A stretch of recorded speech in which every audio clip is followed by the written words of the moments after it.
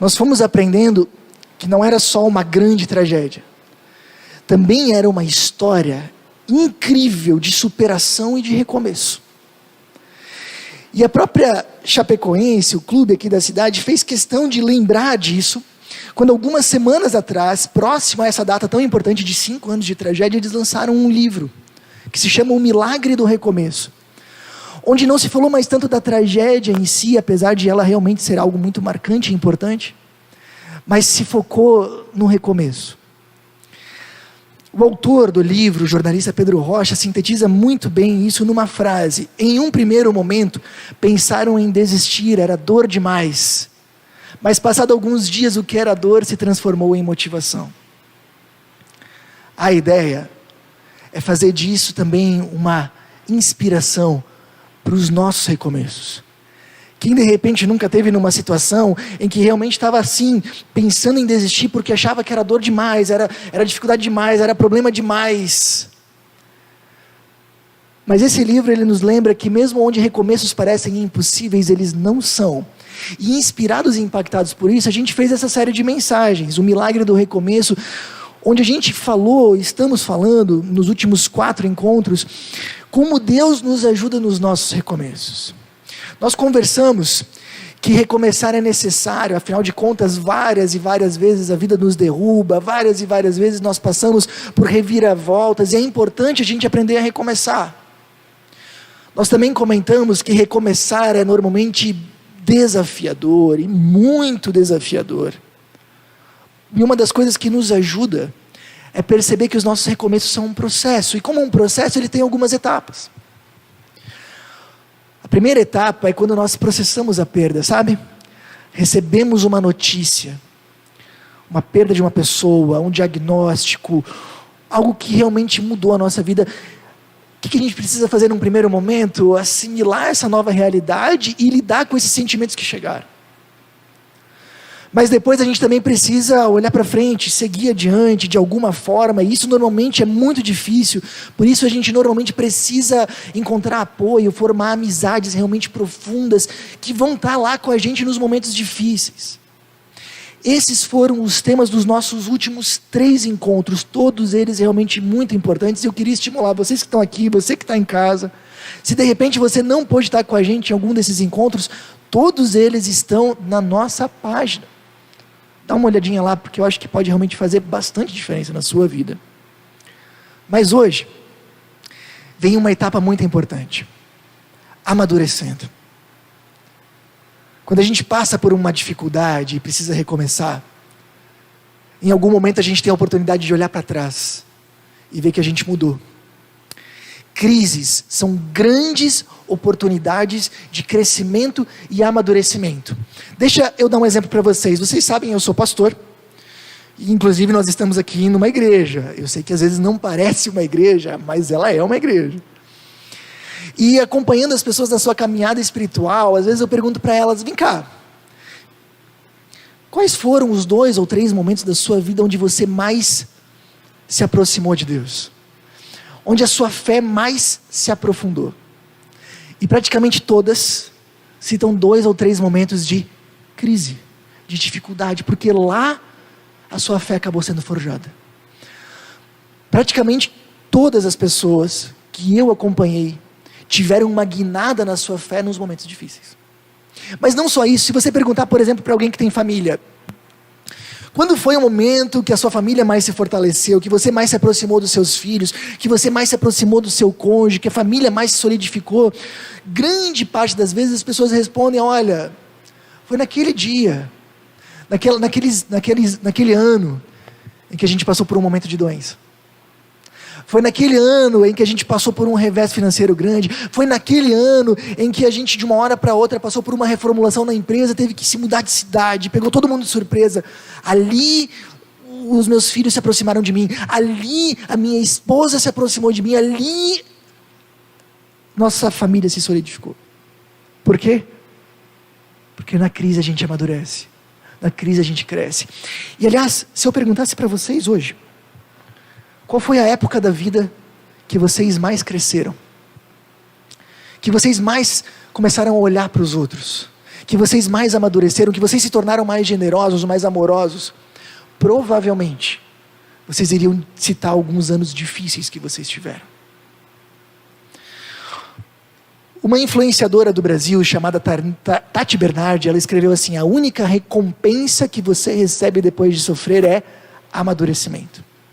Uma das grandes mentes do Brasil, chamado Rubem Alves, ele coloca isso numa metáfora que eu acho linda e inesquecível. Ele diz o seguinte: milho de pipoca que não passa pelo fogo continua a ser milho de pipoca para sempre. Assim acontece com a gente. As grandes transformações acontecem quando passamos pelo fogo. Quem não passa pelo fogo fica do mesmo jeito a vida inteira.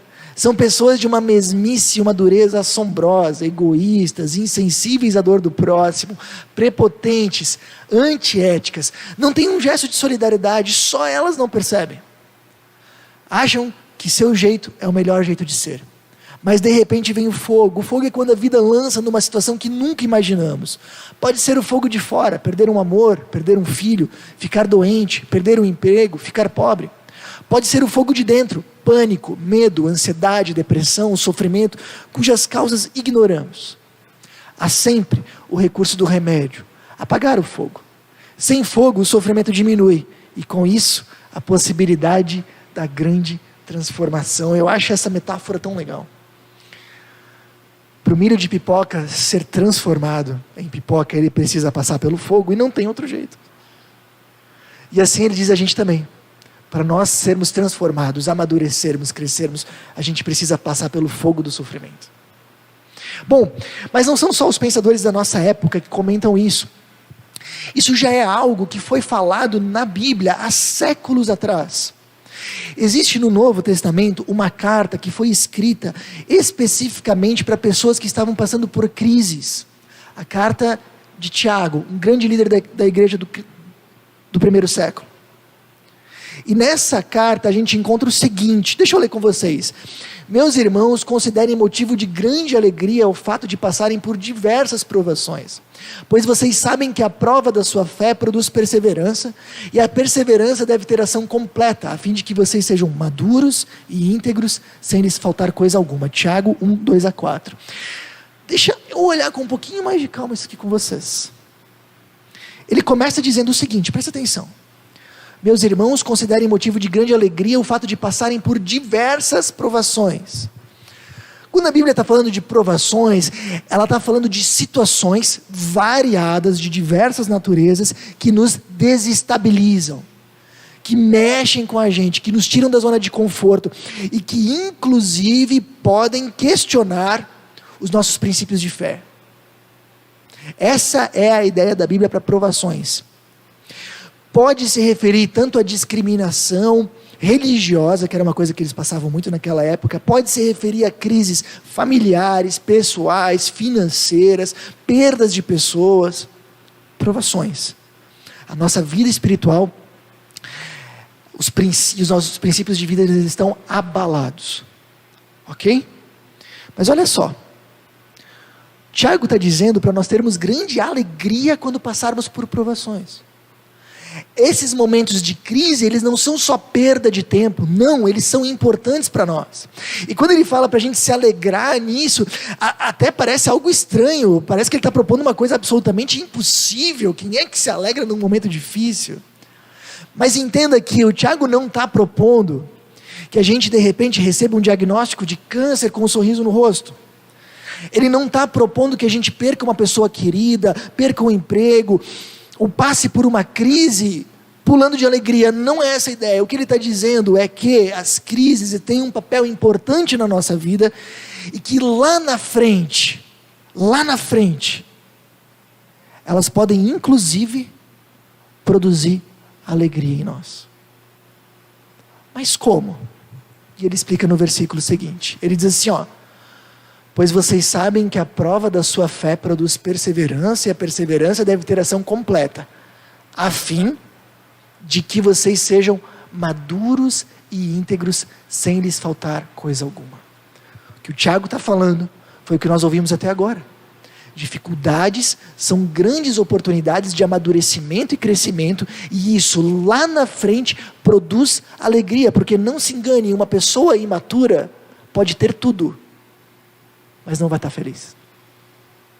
E uma pessoa madura pode ter pouco, mas vai encontrar felicidade. Lembra disso.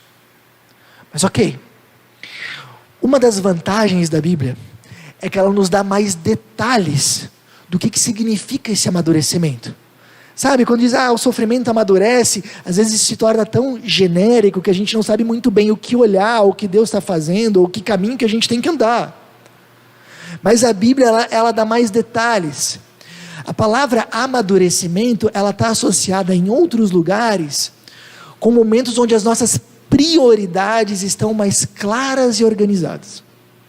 Então, para a Bíblia, a maturidade tem a ver com prioridades claras e organizadas. Sabe o que acontece? Você já deve ter passado por isso. Você passa por um sofrimento, dificuldade, seja lá qual for. E durante esse momento, você começa a perceber, ou Deus começa a te mostrar, coisas que você acreditava ser muito valiosas, mas que na verdade não eram. Já aconteceu com você?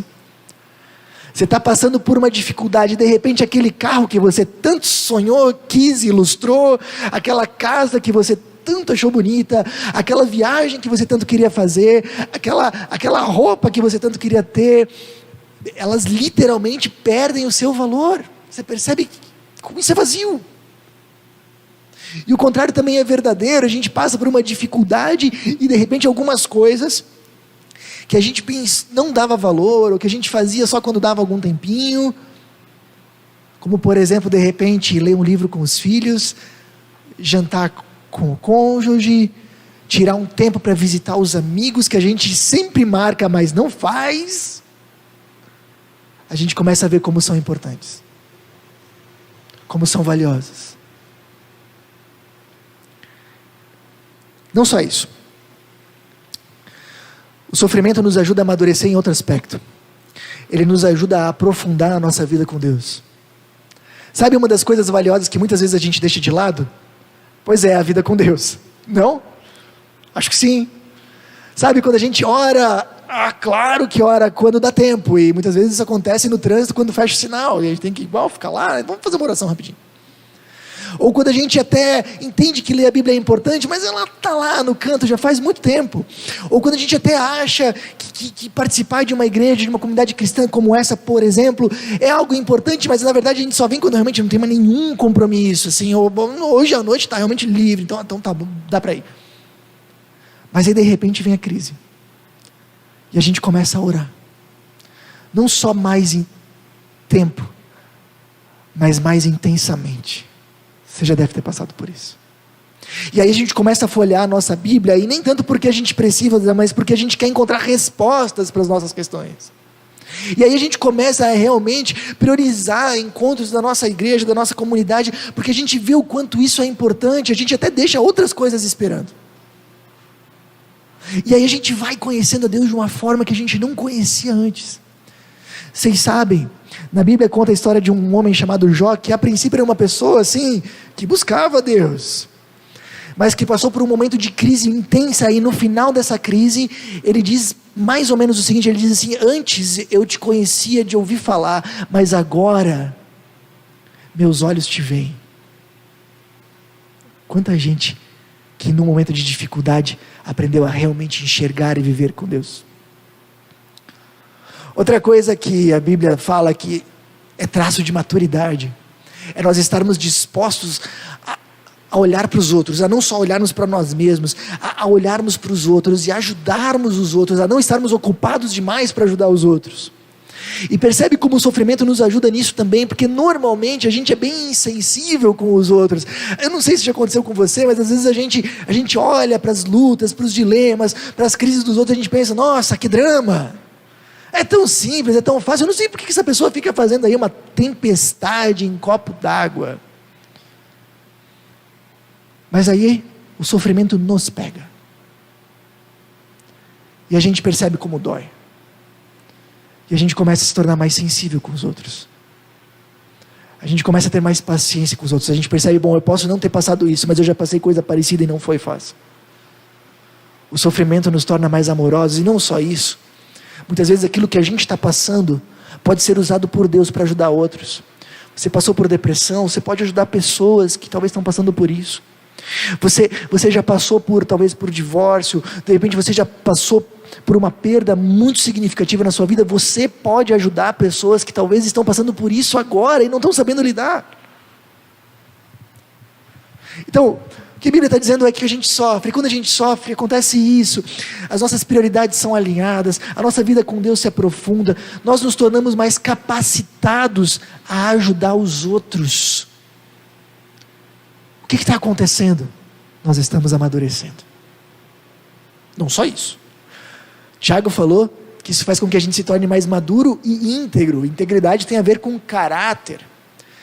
Sabe, de repente acontece que a gente tem uma avaliação bastante positiva da gente mesmo.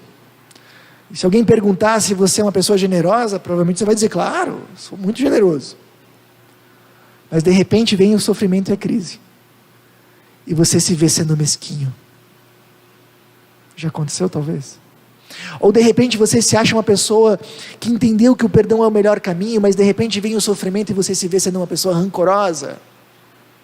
Ou você acha que você é uma pessoa confiante, que confia em Deus, vem o sofrimento e você vê que não é tanto assim. Ou você acha que você é uma pessoa compreensiva com os outros. Quando vem a dificuldade, você está com uma língua bem afiada, criticando e julgando pessoas. Sabe, quando a gente era estudante, talvez alguns ainda são, às vezes a gente acha que a gente sabe bem a matéria. E aí vem a prova e a gente percebe que algumas coisas a gente precisa revisar. Acontece a mesma coisa com o nosso caráter. A gente acha que a gente está muito bem. De repente vem a dificuldade. E a gente percebe que tem algumas matérias que a gente precisa revisar. Por isso o sofrimento lapida o nosso caráter.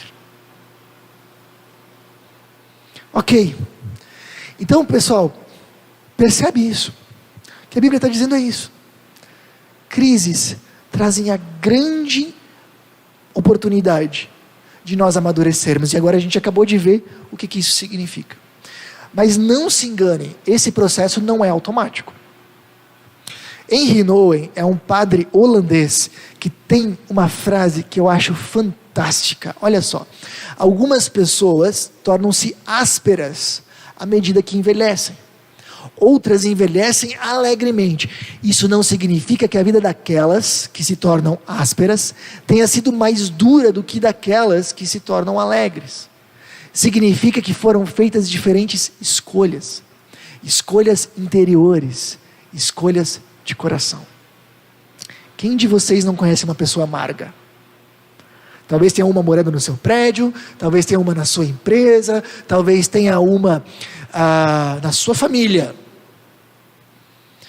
Agora todos nós também já conhecemos pessoas alegres. Você já conheceu uma pessoa de idade feliz, alegre, você tem alegria de sentar do lado daquela pessoa? Você pode pensar, pô, a vida deve ter tratado muito melhor essa pessoa, e não. Você conhece, você percebe que ela apanhou tanto quanto a outra, talvez até mais. Onde está a diferença? Ela fez escolhas diferentes, tomou decisões diferentes. E sabe por que isso é importante? Porque às vezes a gente vê uma pessoa azeda, amargurada, e a gente fica pensando assim, nunca quero chegar a ser como ela, né? Como foi que ela chegou nesse ponto? Ela chegou nesse ponto fazendo escolhas, que se a gente não cuidar, a gente pode estar fazendo também. Mas muito bem, como a gente pode amadurecer em meio ao sofrimento? Que escolhas a gente pode fazer para aproveitar o sofrimento para crescer? O Tiago também vai responder, olha só. Pois vocês sabem que a prova da sua fé produz perseverança. E a perseverança deve ter ação completa, a fim de que vocês sejam maduros e íntegros, sem lhes faltar coisa alguma. Feliz é o homem que persevera na provação. O que apareceu aqui o tempo inteiro? Perseverança. O que a Bíblia entende por perseverança? O Novo Testamento, ele foi escrito em grego. E a palavra que o Tiago está usando aqui no original grego é a palavra hipomoné. Hipo vem de debaixo e moné de permanecer. Permanecer debaixo. Era uma palavra que antes de ser usada para comportamento humano, descrevia o comportamento de animais. Ou seja, num contexto agrícola, quando você tinha um animal que você colocava peso em cima, e ele não se desvencilhava da carga, ele também não se deitava, não se prostrava, mas ele permanecia firme, segurando aquela carga, com tranquilidade, com força. As pessoas diziam, esse tem hipomoné, esse tem perseverança. Depois esse conceito, ele vem para nós, só que claro que a gente não carrega esse tipo de carga. A gente está carregando cargas de crise, pressões emocionais. O que o Tiago então está querendo dizer? Ele tinha pessoas nas comunidades cristãs que estavam passando por grandes crises. Algumas dessas pessoas estavam inclusive desistindo, elas estavam dizendo assim, poxa, viver com Deus assim está pesado demais. Aliás, se esse Deus me amasse tanto, a vida deveria ter sido mais fácil. E essas pessoas começavam a desistir, a sair da igreja, ou a se tornarem bem displicentes, vinham quando dava, começavam a parar suas orações, se distanciavam de Deus. E o que o Tiago está dizendo é que essas pessoas que não têm perseverança, que não conseguem permanecer debaixo da crise, em algum momento elas vão passar por esse sofrimento, por essa provação. Uma hora ele vai passar. Lembra, ele falou lá no início, a hora que vocês passardes por provações, ou seja, uma hora ele passa. Mas essas pessoas não vão ter amadurecido. Pelo contrário, a vida vai ter se tornado mais cinza. Se tornarão mais amargas. Porém, aquelas pessoas que diante da crise disserem, agora sim, tudo o que eu aprendi até agora é a hora de colocar em prática. Aquelas pessoas que, pelo contrário, ao invés de se afastarem, entenderem, poxa, até agora eu aprendi que eu tenho que confiar em Deus, agora eu preciso confiar em Deus. Aquelas pessoas que, ao invés de se distanciarem, justamente se aproximarem, confiarem, se apegarem, que conseguirem permanecer embaixo disso, uma hora a crise vai passar também. E essas pessoas vão olhar para trás e vão dizer, olha só, eu me tornei uma pessoa que confia mais em Deus, eu me tornei uma pessoa mais serena, eu me tornei uma pessoa mais madura, porque eu consegui ficar embaixo. Dá para entender? Ou imagina que o Tiago está vendo algumas pessoas que durante muito tempo, numa comunidade como essa, aprenderam que eles precisam perdoar os outros. E de repente vem uma situação em que eles realmente precisam perdoar. E de repente alguns dizem, não, o que essa pessoa fez foi demais. Não tem perdão. Ela estragou a minha vida. O Tiago está dizendo, uma hora a crise vai passar, e vai mesmo. Uma hora a situação vai se ajeitar, seja lá qual for. Essa pessoa não vai estar mais madura. Não vai ter crescido. Ela vai ter se tornado mais amargurada. Mas aquela que dizer, agora é a hora de eu colocar o que eu sei em prática, eu preciso perdoar, eu sei que perdoar é mais importante, eu sei que é isso que Deus espera de mim, e eu vou dar um jeito, eu vou pedir forças para Deus, eu vou me aconselhar com alguém, seja lá o que for, mas eu vou fazer o possível para realmente praticar aquilo que eu aprendi até hoje. O Tiago está dizendo, essa pessoa é aquela que está perseverando, essa pessoa também vai passar pela crise, mas ela vai chegar lá na frente e perceber, amadureci. Durante muito tempo, a gente volta e meia em encontros como esse, a gente fala da esperança que a gente tem em Deus. E de repente, talvez a gente perde uma pessoa querida. Se nesse momento a gente se afasta de Deus, se nesse momento a gente começa a questionar os nossos valores, a nossa fé, uma hora a crise pode passar. Mas nós não teremos amadurecido. Mas se a gente aproveitar essa oportunidade para se apegar a essa esperança, ouvir sobre ela, ler sobre ela, e entender que realmente Jesus tem preparado para nós um lugar onde a saudade não vai fazer mais parte, onde a gente pode reencontrar todas as pessoas que também viveram com Jesus, Uau! A gente passa. E a gente descobre uma esperança que ninguém pode nos tirar. É isso que o Tiago está dizendo. E sabe como a gente vai se sentir? Alegres. Sabe a alegria que um atleta tem quando ele se prepara muito tempo para uma prova? O Júnior está se preparando para um triatlo aí, estamos na torcida. Sabe quando um atleta se prepara muito tempo para uma prova? Chega a prova e ele pensa, é agora que eu preciso colocar tudo o que eu pratiquei, é agora. E ele dá o seu melhor, e no final, ele consegue uma colocação boa, ele ganha uma premiação. Como é que ele se sente? Alegre. Deu certo, o meu esforço valeu a pena. Essa é a alegria que o Tiago está falando. Chega lá na frente, olhar para trás e ver, valeu a pena. Eu estou vivendo uma biografia que eu posso olhar com alegria. É a mesma alegria de repente um estudante que estudou muito tempo para um vestibular, vamos lembrar aí da nossa época, que já faz mais tempo, estudou muito tempo para um vestibular, fez cursinho e se dedicou, e de repente chega a hora, passa na prova, qual é o sentimento? Alegria, pelo menos até o primeiro dia de aula é alegria.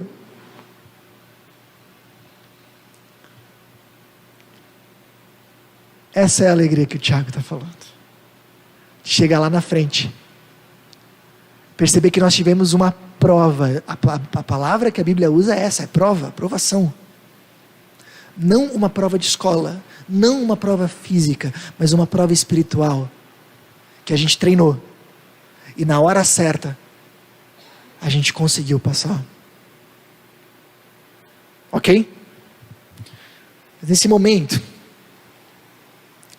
de repente, aliás, se a gente fosse colocar o que nós vimos até agora num gráfico, seria mais ou menos assim. Nós começamos a nossa vida de forma imatura, confiamos demais em nós mesmos, não conseguimos lidar com frustrações, atribuímos valor àquilo que não é muito significativo, vivemos uma fé superficial, às vezes até nominal, a gente só é cristão no nome. Nós vivemos voltados para os nossos objetivos, importa o que a gente quer, e de repente vem a crise, e a gente tem duas possibilidades, ou a gente pode perseverar, isso que a gente viu até agora, e o resultado é que no final a gente vai confiar mais em Deus, a gente vai acolher as frustrações melhor, a gente vai ter prioridades mais claras, a gente vai viver uma fé mais real, mais profunda, nós vamos estar mais sensíveis aos outros, a gente vai olhar, amadureci. Mas a gente pode, ao invés disso, e isso aqui é bem importante, ao invés de perseverar, a gente pode se vitimizar, pensando que só o nosso problema é problema de verdade, que só a gente sabe o que é sofrer, que ninguém passou, a gente é o mais azarado do mundo. A gente pode optar, em vez da perseverança, optar pelo rancor. Não, o que eu faço para os outros merece perdão, mas o que os outros fizeram para mim, não. A gente pode optar pela desconfiança. Eu sei que Deus me ama, mas eu não sei se Ele me ama mesmo, porque se me amasse, as coisas iam ser diferentes. E se a gente vai por essa estrada, a gente não amadurece. Pelo contrário, a gente ainda amargura junto. Qual é a tua opção? Vai pensando. Revisando, vimos que a recompensa do sofrimento é a maturidade, a postura para passar por ele e amadurecer é a perseverança. E a última pergunta é, e a força? Jorge, eu sei que perseverar é o melhor caminho, mas perseverança é um ponto fraco nosso, não é? Normalmente a gente tem dificuldade com perseverança. Sei que eu tinha que perdoar, eu sei que eu tinha que amar, eu sei que eu tinha que confiar em Deus. Como eu consigo, onde eu encontro força para isso? O versículo seguinte de Tiago responde: se algum de vocês precisar de sabedoria, peça a nosso Deus generoso e receberá. Ele não os repreenderá por pedirem. Existem duas maneiras a gente entender esse versículo. Uma que ele está dizendo que a gente pode pedir sabedoria para Deus, que a gente pode pedir para que Ele nos mostre o que fazer nos momentos que a gente não sabe. E não está errado pensar assim, a gente pode mesmo, Deus, eu não sei o que fazer nessa situação, o que eu faço? E Deus pode nos orientar. Falamos disso na semana passada, inclusive. Mas existe uma outra forma. Os estudiosos da Bíblia, eles falam, a gente pode entender esse versículo de uma forma mais profunda. De que a sabedoria aqui não é pedir para Deus nos mostrar o que fazer, mas que sabedoria aqui é que Deus nos mostre o que Ele fez por nós. E isso vai ser força. Entenda o seguinte, o centro da mensagem cristã, que a gente chama de evangelho, é que o Deus Todo-Poderoso, Criador do universo, infinito em glória e poder, você imagina, se fez um ser humano em Jesus. É o que nós lembramos agora no Natal. E que esse ser humano agora, Deus feito ser humano, Jesus, Ele não só vive entre nós, como Ele morre por nós, porque havia uma dívida incalculável em nosso nome, na justiça de Deus, por causa dos nossos pecados, e Ele paga isso no nosso lugar. E quando Ele ressuscita agora, nós estando perdoados por Ele, nós podemos viver com Deus novamente. Se a gente entendeu isso, a gente percebe que quando a gente está passando por uma dificuldade, Deus não está nos punindo por algo, porque toda a nossa punição Ele já pagou. Nós também entendemos que Deus não nos abandonou, porque afinal de contas, se diante da cruz, diante da maior dor física, emocional e espiritual que o ser humano pôde experimentar, Ele não nos deixou, não vai ser agora.